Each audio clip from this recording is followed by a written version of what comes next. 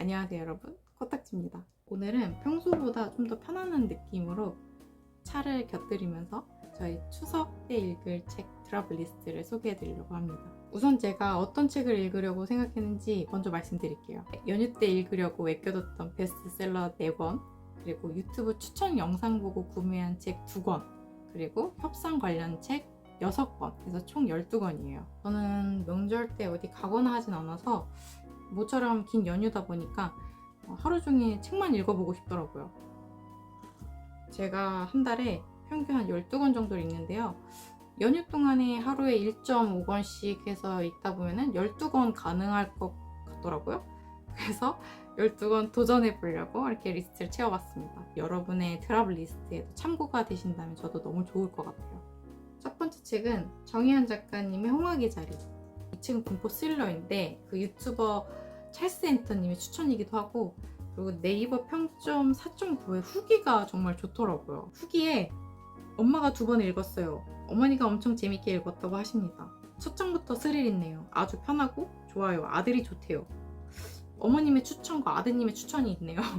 가족이 권하는 추천이면 믿고 봐도 될 듯한데 워낙 극찬하시는 분들이 많아서 정말 궁금했어요. 도대체 얼마나 재밌길래 하면서 구매해본 책이에요. 여기 뒤에 책 소개를 좀 읽어드리자면, 호수가 다연의 몸을 삼켰다. 그런데 다연은 누가 죽였을까? 한 남자가 사체를 후수에 유기하는 장면으로 이 이야기의 문을 연다고 해요. 벌써부터 빠져드는데? 예측 불가, 한국 미스터리 사상 전무후무한 반전, 이런 끝을 상상한 적도 없었다. 제가 반전 좋아하는데 반전이 있다고 하니까 더 기대되는 거 있죠. 그래서 제가 추석 되자마자 첫 번째로 읽을 책이에요. 근데 너무 기대하고 봤다가 실망할 수도 있으니까 적당히 진정하면서 읽어보도록 하겠습니다. 두 번째 책은 김동식 작가의 회색인간입니다. 이 책이 17년도에 출간이 됐는데 꾸준히 사랑받고 있는 스테디셀러 겸 베스트셀러라고 해서 제가 장바구니에 담아놨다가 추석 때 읽으려고 결제했습니다. 배송 오는 중이에요. 인간의 인간다움에 대한 책이라고 합니다. 생각거리가 많은 책이라고 하더라고요. 책 속의 글을 좀 보자면, 아무리 돌가루가 날리고 묻어도 사람들은 회색이 아니었다. 이 문장이 어떤 걸 의미하는 건지는 아직 감이 잘 오진 않네요. 짧지만 예측 불허의 전개, 장르를 넘나드는 한계 없는 상상력. 이 말이 기대하게 만드네요. 이 책이 김동식 작가의 데뷔작이래요. 이 작가님이 어떤 온라인 게시판에 창작글을 올렸는데 그 글이 인기를 얻고부터 작가로 데뷔하셨다고 해요. 얼마나 재밌길래 인기의 급류를 타신 건지 정말 궁금합니다. 스테디셀러가 된 이유가 있겠죠? 저는 사실 스테디셀러의 인기 비결이 단순히 재미라고만 생각하진 않아요. 작가가 어떤 의도를 가지고 그 소설을 써내려갔을지 사실 그게 더 궁금하거든요. 채색 인간을 말하는 걸까? 회색이 컬러감이 밝은 편은 아니잖아요. 그래서 어떤 부정의 의미를 담고 있는 것 같긴 한데 바로 질문이 떠오르게 되는 제목이에요. 한번 잘 읽어보도록 하겠습니다. 세 번째 책은 최진영 작가의 구의 증명입니다. 베스트셀러지만 저는 최진영 작가님의 작품 중에서 그 믿음사의 젊은 작가 시리즈 해가 지는 곳으로를 먼저 읽어봤었거든요. 디스토피아류의 소설인데 사실 그 책이 재밌어서 구의 증명을 구입하게 됐어요. 그 책도 지금 배송 중이에요. 사랑 이후에 겪게 되는 상실과 애도, 그리고 그 과정에서 겪게 되는 삶과 죽음의 의미를 묻는 소설이라고 합니다. 후기 중에 전자책을 읽고 종이책을 구입했다는 평을 제가 봐가지고 이 소장해도 좋을 만큼 재밌구나 싶더라고요. 그리고 후기 중에 주인공의 사랑이 마음 아프면서도 숭고한 느낌이다 라고 하신 분도 계시고, 기괴하지만 아름답다 라는 평도 있는데, 대체적으로 이 소설의 분위기가 먹먹하고 슬픔이 좀 지배적인 것 같고요. 그리고 핵심 키워드가 사랑, 죽음, 그리고 독특함인 듯해요. 저는 먼저 이 책의 제목이 구의 증명이라는 거 봤을 때 인정 욕구를 다룬 소설인 건가 싶기도 했고, 그리고 내가 알고 있는 그 동그란 구를 말하는 게 맞는 건가 싶더라고요. 그래서 도대체 어떤 걸 증명하려고 하는 걸까 궁금해지더라고요. 감이 잘 오진 않는데 이 작가님의 독특한 사랑 이야기가 저에게 어떤 충격을 줄지 굉장히 기대가 되는 책입니다. 네 번째 책은 밀란 쿤데라의 참을 수 없는 존재의 가벼움입니다. 이 책은 원래 제가 읽으려고 했던 그 믿음사의 세계문학 전집 시리즈 중에 한 권이었는데요. 원래는 그 세전 시리즈 표지가 따로 있어요. 이거는 국내 출간 30주년 특별판으로 예쁜 버전으로 나온 거예요. 워낙 유명한 작품이라 저희 셋업 리스트 중 한 권이기도 했지만 일단 읽어보기에 앞서서 밀란 쿤데라가 누구인가를 좀 찾아봤어요. 이분이 원래 체코 작가인데 프랑스로 망명하신 분이에요. 체코에서 썼던 글들이 정치적인 이슈로 제재를 받았던 건데 오히려 체코를 떠나고 프랑스에서 인정받은 명작가가 되었다고 합니다. 한 인터뷰에서 쿤데라가 그랬대요. 체코에서 작가로서의 나는 존재하지 않는다. 프랑스를 작가로서 조국으로 택했다.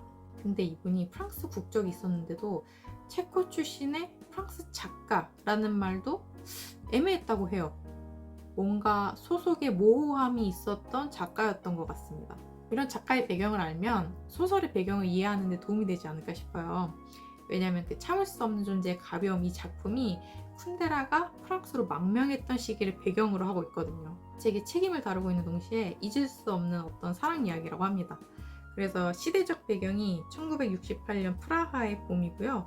내 남녀의 사랑과 삶, 그리고 존재의 의미에 대해서 성찰해 볼 수 있는 그런 책이라고 합니다. 가벼움과 무거움의 대립, 그리고 사랑과 배신, 또 자유와 책임에 대해서 사유해 볼 수 있는 책이라고 하니까 역시 기대가 되는 책 중에 하나입니다. 5번째 책은 카르스텐 두세의 명상살인이라는 책이에요. 배우 이청아님이 추천한 소설책 중 한 권이고요. 그 살인과 명상이라는 모순을 조합한 범죄 스릴러예요. 어떤 내용으로 시작을 하는지 좀 봤는데요. 대형 로펌의 변호사가 와이프의 권유로 명상을 시작하게 되는데 일과 가족관계에 있었던 그 갈등이나 긴장감이 드러나면서 예상하지 못했던 사건으로 터져버린다고 해요. 명상하면서 살인한다?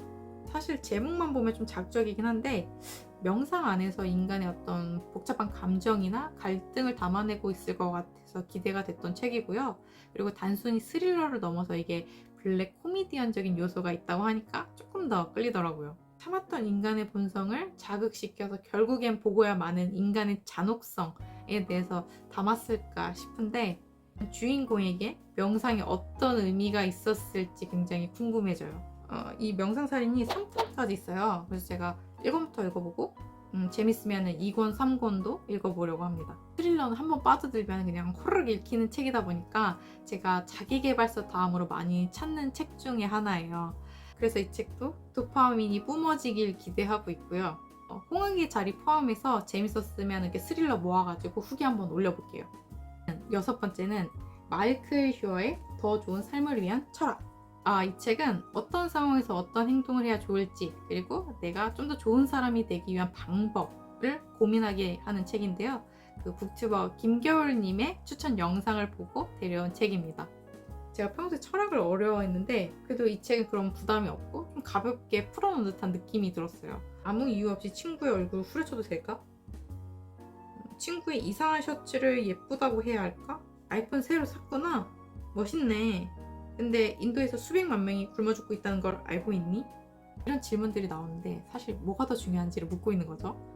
엉뚱한 질문 같아 보이지만 작가는 이런 질문을 던지는 것 자체가 굉장히 중요하다고 보고 있어요. 이게 좋은 행동인가 나쁜 행동인가 고민하는 그 자체가 내가 더 좋은 사람으로 발전할 수 있는 가능성이 있다라는 거죠. 천사와 악마 사이에 더 나은 선택을 위한 안내서래요. 사회성과 도덕성을 기르는 데 도움이 될 것 같아요. 저도 예전에 친구가 이상한 옷을 입고 왔을 때 그냥 솔직하게 말하는 편이었거든요. 그때는 그게 맞는 줄 알았어요. 근데 사회생활 하다 보니까 그러면 안 되겠더라고요. 이 책에서 다루는 철학적 사고들이 뭐 이런 부분을 돌아보게 해주고, 그리고 내가 조금 더 나은 선택을 할 수 있게끔 도와줄 수 있는 지침서가 되지 않을까. 신이 아니고서 처음부터 도덕성을 다 갖춘 사람은 없겠죠. 보고 듣고 배워서 더 나은 사람이 될 수 있는 게 중요한 거 아닌가요? 사람이 사람 되기 위해서는 노력이 필요하다.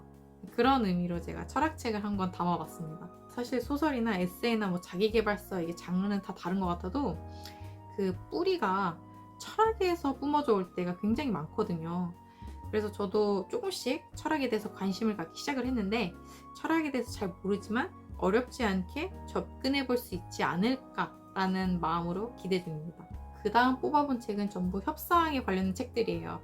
비슷한 책들이니까 최대한 빠르게 호르륵 넘겨볼게요. 제가 스스로 정한 10월의 도서 카테고리가 협상이에요. 2권은 내용이 좋아서 제가 재독을 하려고 뽑았고요. 나머지 4권은 협상 카테고리에서 유명한 책들이에요. 그래서 만약에 관심이 있으시다면 이 6권 중에서 뽑아서 읽어보셔도 도움 많이 되실 거예요. 창한 협상을 앞두고 있는 건 아니고요. 그냥 관계에서 필요한 삶의 스킬을 배우고 싶어서인데, 사실 협상이라는 게 그 타인을 대하는 태도와 연결되어 있거든요. 이기고 지는 싸움에서만 필요한 게 아니라 직장 동료나 가족끼리의 대화라든지 아니면 친구와 약속을 정한다든지 계약을 할 때라든지 사실 그 모든 관계에 적용이 돼요. 그래서 저는 개인적으로 협상술이야말로 삶의 실전술 중에서 가장 유용하지 않나. 관계를 좀 더 유연하게 만들 수 있다면 배울 가치가 정말 많다고 생각을 합니다. 특히 자기계발서가 지루하고 재미없다고 생각하시는 분들에게 추천드리고 싶은 게, 제가 계약을 하면서 도움을 많이 받은 게 협상책이거든요. 근로계약 포함해서 살면서 계약은 다 해보잖아요. 그럴 때 유용한 게 협상술입니다. 제가 이 책을 읽고 실제로 써먹었던 방법 중 하나가 침묵이었는데, 생각지도 않게 내고를 많이 받았던 경험이 있거든요. 어떤 액션을 크게 하지 않았는데도 불구하고 가장 에너지 소모가 적으면서 확실했던 협상법이었어요.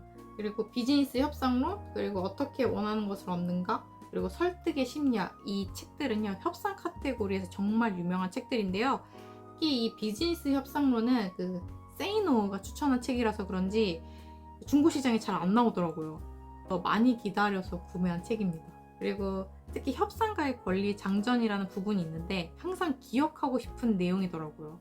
머리에 그냥 통째로 넣고 싶다라고 생각할 만큼 좋은 내용이 많아서 제가 재독하려고 목록에 넣어봤습니다. 어떻게 원하는 것을 얻는가, 이 책도 중고시장에서 구입을 하게 된 책인데, 사실 무료 배송 때문에 2,500원 주고 그냥 낑겨서 찬 책이거든요.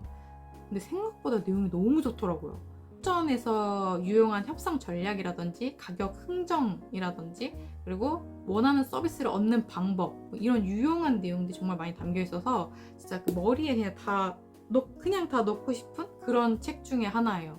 그래서 제가 이 책도 재독하려고 목록에 넣어봤습니다. 그리고 나머지 책들은 제가 후기나 검색으로 뽑아본 책들이에요. 허브 코엔의 협상의 기술이라는 책인데요. 이 책도 협상책으로 유명하고요. 1권, 2권으로 나눠져 있는데 1권이 기본편인 느낌이 있다면 2권은 실전 느낌이 더 강한 책이라고 합니다. 윌리엄 유리의 하버드 협상법. 경영하시는 분들이라면 하버드 협상술은 꼭 들어야 되는 강의라고 하던데, 그런 비싼 강의를 책으로 접할 수 있다는 게 너무 감사하죠? 그리고 설득의 심리학. 이 책은 중고도 싸지 않아요. 그만큼 인기가 있다는 거거든요.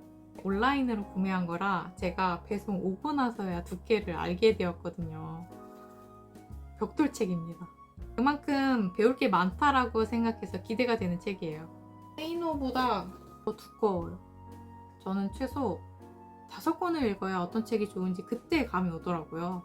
그리고 비슷한 카테고리로 여러 권을 읽다 보면요, 반복 학습 효과가 있어서 훨씬 더 기억이 잘 남아요. 그래서 협상 카테고리로 6권을 도전해보려고 이렇게 뽑아봤습니다. 이렇게 저의 추석 드럼 리스트를 소개해드렸습니다. 이번 추석이 길다면 길고 또 짧다고 생각하면 또 짧을 수도 있는데요. 여러분들은 어떻게 보내실 건가요? 아무쪼록 잘 챙겨 드시면서 행복하고 건강한 추석이 되셨으면 좋겠어요. 저는 다음 영상에서 찾아뵙도록 하겠습니다. 함께 해주셔서 감사합니다.